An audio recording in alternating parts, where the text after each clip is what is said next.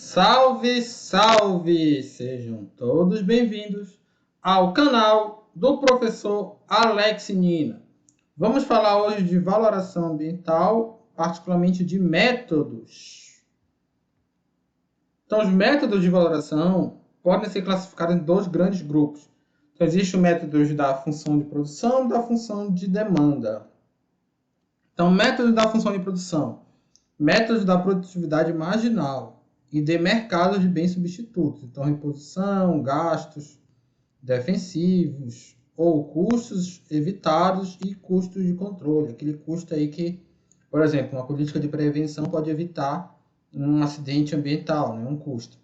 Se o recurso ambiental é um insumo ou um substituto de um bem ou serviço privado, esses métodos utilizam-se de preços de mercado, tá?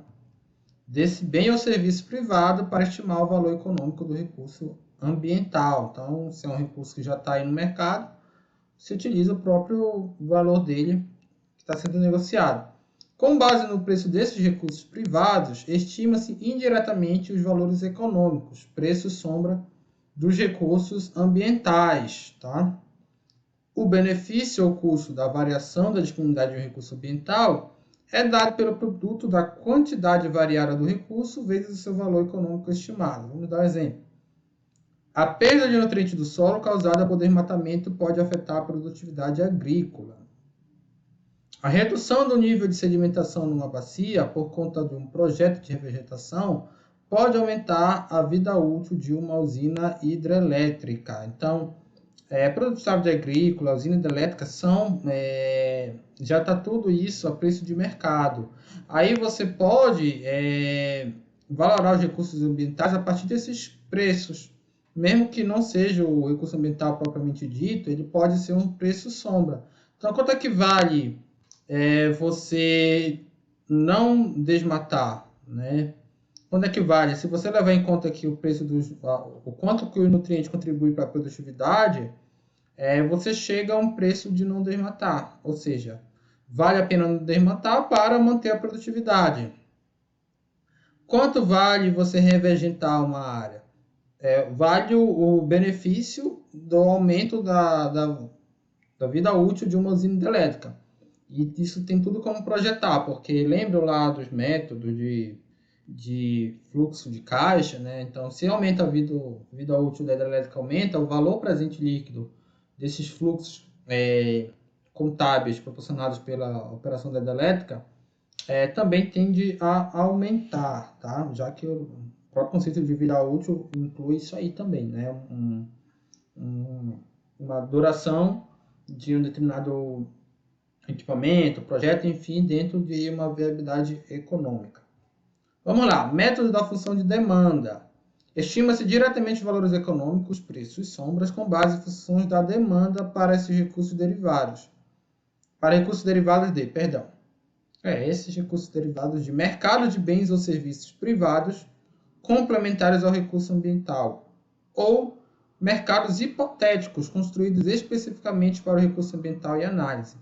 Então, exemplo aqui, os custos de viagem que as pessoas incorrem para visitar um parque nacional podem determinar uma aproximação da disposição a pagar destes em relação ao benefício recreacionais do parque.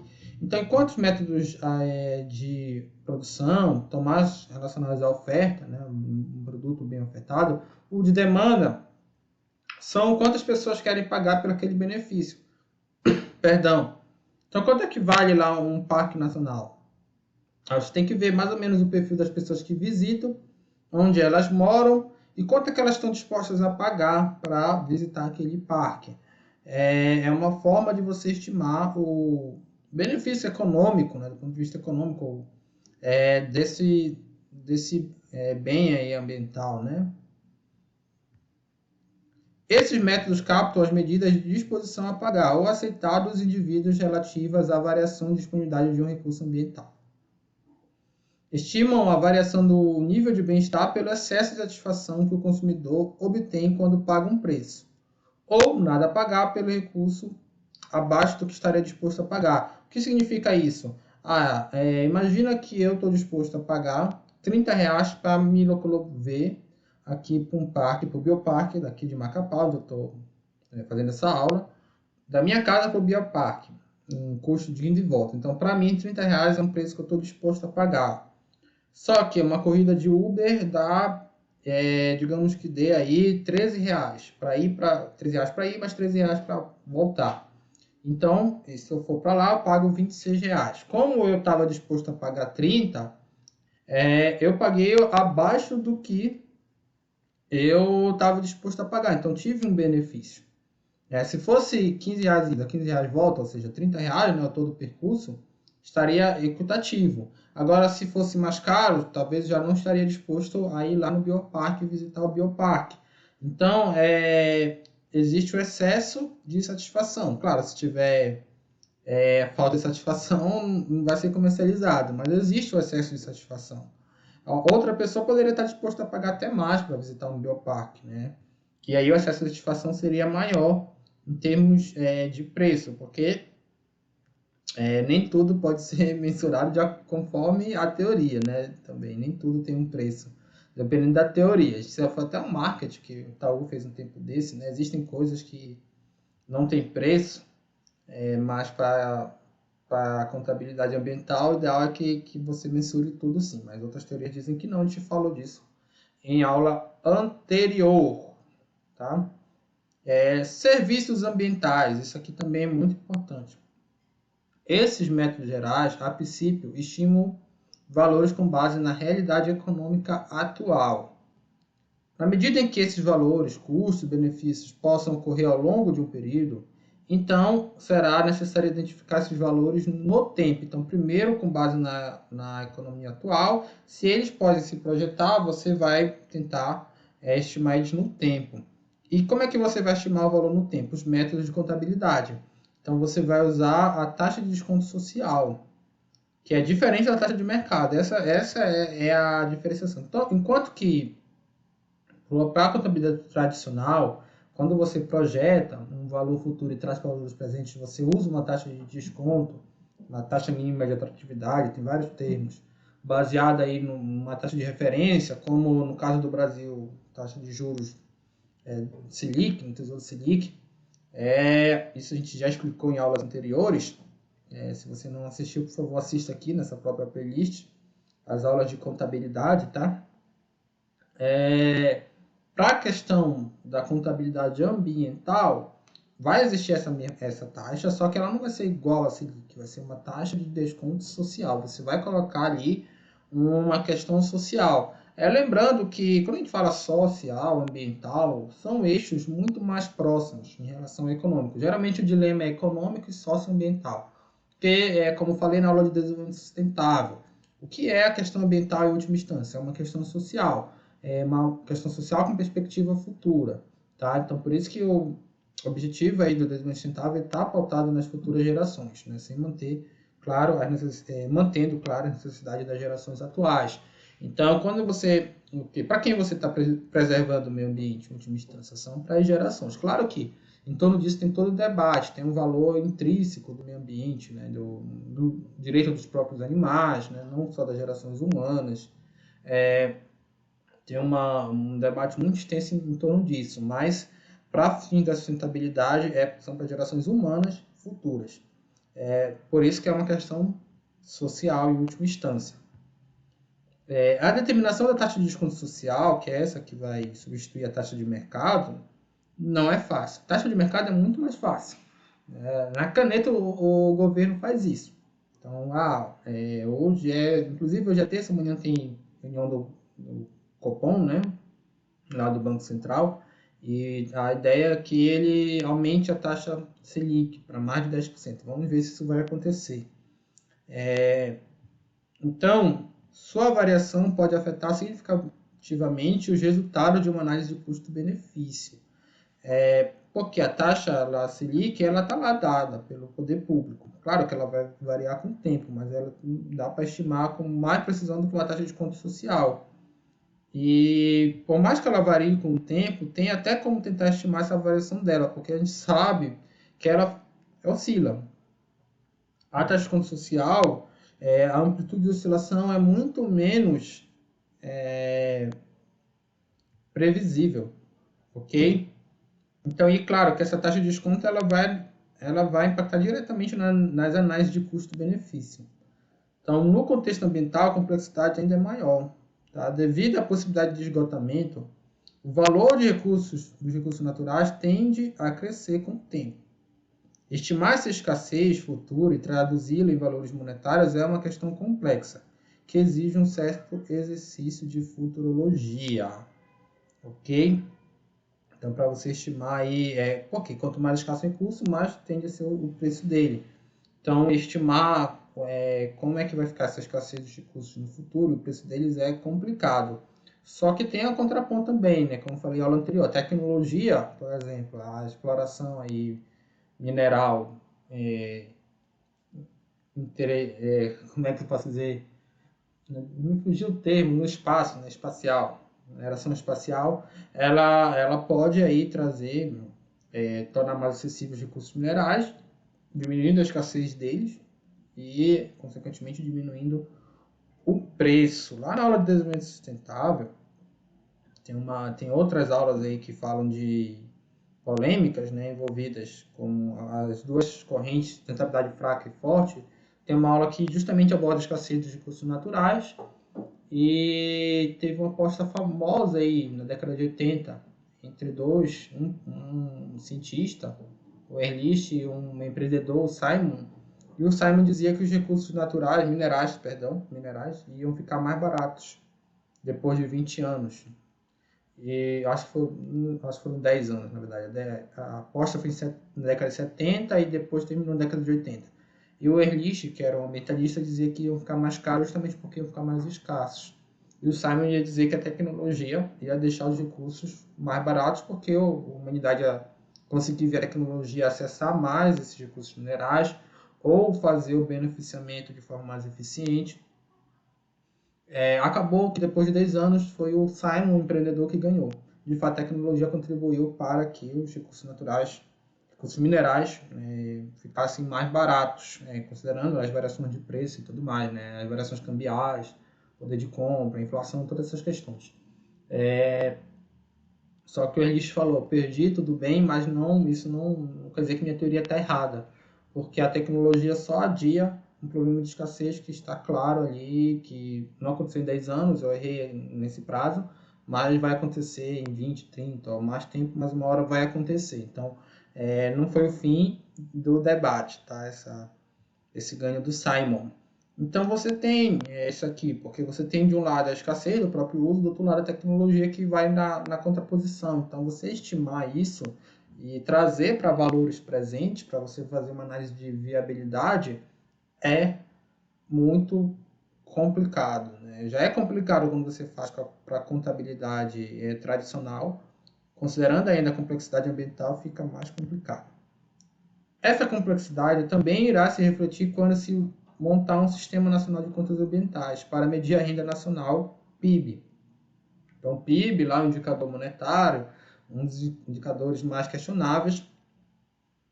Então, o Sistema de Conta Nacional ele tenta mensurar o PIB deduzido de quanto a economia consumiu, depreciação ou investiu, apreciação em capital natural. Tentar adaptar o PIB para ele ser mais ambientalmente correto. Mas isso é difícil de se fazer aí na prática, né? A escolha de um ou outro método de valoração econômica do meio ambiente depende do objetivo da valoração. Isso aqui tem que deixar muito claro. Qual é o melhor método? Depende. Tá? Vou até deixar em vermelho aqui, porque depende do objetivo, também das hipóteses consideradas, né, dos pressupostos, da disponibilidade de dados e do conhecimento científico a respeito da dinâmica ecológica do objeto em questão. Então, uma das aulas eu falei que foi feita uma análise de viabilidade econômica de 2 projetos para conter inundação. Uma isso numa cidade da Alemanha, foi feito isso. Uma, a construção de um muro de arrimo, e outra é o reordenamento, né, remanejamento das pessoas que habitassem as áreas perigosas. Tinha um custo para ambas, do ponto de vista do poder público, tá? Para ambas as alternativas, e tinha um benefício associado. Então, você misturava o benefício em função do custo, e lá se chegou à conclusão de que o projeto lá do muro era mais viável economicamente. Acontece que, né, na Alemanha, você tem séries históricas da variação dos rios. Séries históricas, temporalmente tão grandes, e também vários pontos, ou seja, em vários pontos do rio, que dá para você ver a dinâmica do rio, ou seja, também densas do ponto de vista geográfico. Isso não existe, por exemplo, na Amazônia. Você tem alguns pontos que tem uma série histórica, como lá em Manaus, né? Você tem um ponto da CPRM, que mede a cheia do Rio Amazonas, tem mais de 100 anos, ou um outro ponto mais para a dimensão da Amazônia, comparando, por exemplo, com uma cidade da Alemanha, você tem uma malha de dados temporal, espacial, muito baixa aqui na Amazônia, o que viabiliza você tentar usar métodos hidrológicos, a hidrologia trata disso, para você mensurar o risco de uma inundação. Na verdade, a ameaça de uma inundação, né, sendo mais técnico. O risco depende da vulnerabilidade da população. Esses métodos lá de cheia, de vazante, enfim, vários métodos hidrológicos que existem.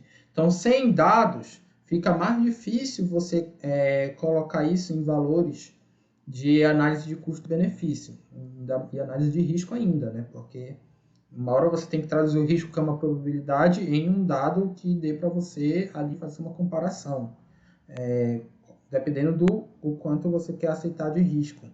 Por isso que depende aqui das hipóteses e dos objetivos também, né?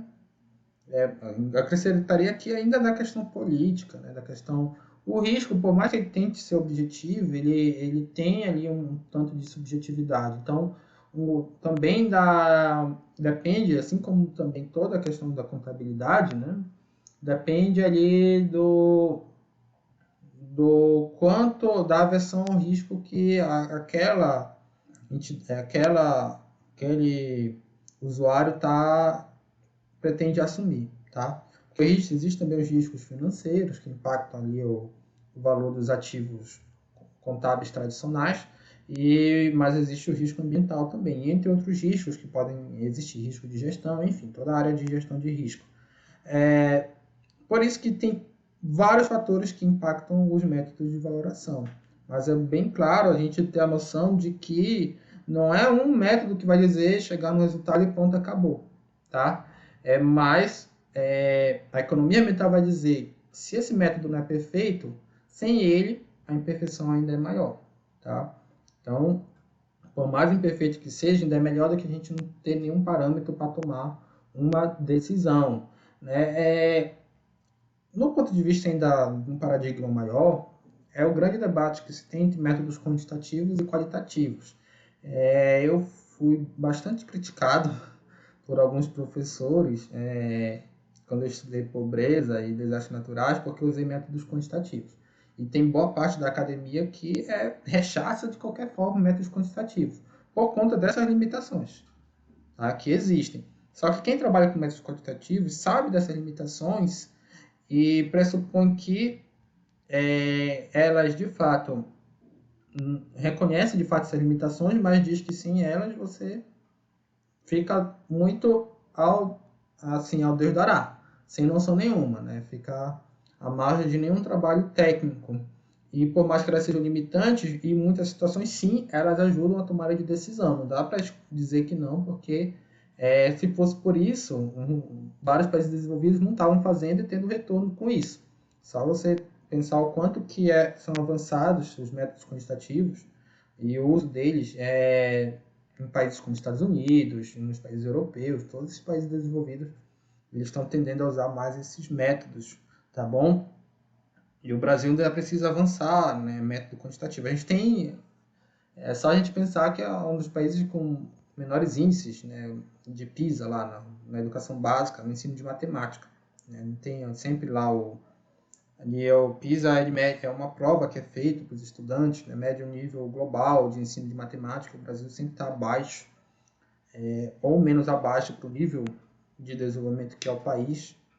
E isso acaba sendo uma pena, né, que a gente não tenha avançado nessa questão matemática mesmo, porque vários estudos mostram que, de fato, o ensino da matemática traz um benefício muito grande para o desenvolvimento socioeconômico do país. Bom, aqui a referência dessa aula, Mota, Economia Verde. Olha só, isso aqui não, isso aqui é o nome da revista, né? Então tá certo, tá em todo em negrito. Mesmo que tenha 2 pontos aqui. Tá? Esse aqui é o nome do artigo, tá correto essa referência. Até a próxima!